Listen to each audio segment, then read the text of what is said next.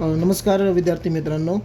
ह्या संडेला आपण ऑनलाईन एक्झाम घेणार आहोत.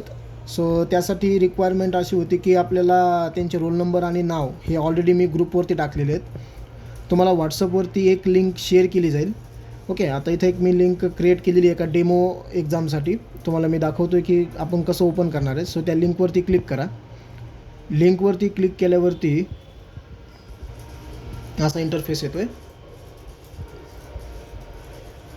ओके, तुम्हाला ते विचारतात बघा तुमचं नेम आणि रोल नंबर. आता इथं माझ्यासोबत आपला 12वीचा स्टुडंट आहे रासकर. तुझं नाव सांग मला. अजिंक्य सचिन रासकर. अजिंक्य सचिन रासकर. रासकर. रोल नंबर किती आहे तुझा? 18.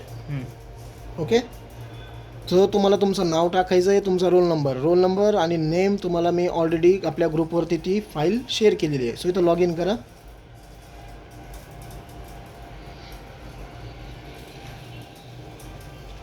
ठीक आहे, लॉग इन केल्यावरती तुम्हाला इथं डेमो ऑनलाईन एक्झामसाठी तो पेपर ओपन झाला आहे. दिसतोय का पेपर सगळ्यांना? आणि खाली इथं बघा, इथं क्वेश्चन नंबर आहेत, क्वेश्चन 1 आणि खाली तुम्हाला ऑप्शनसाठी येतं आहे.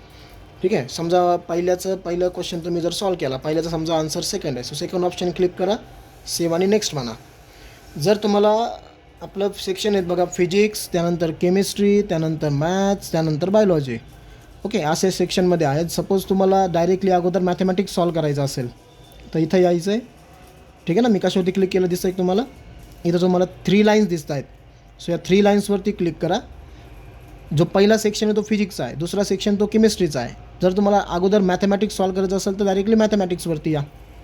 ठीक आहे, आणि तर म्हणजे तुम्ही मॅथमॅटिक्सवरती येऊन मॅथमॅटिक्सचे क्वेश्चन्स टिक करू शकता.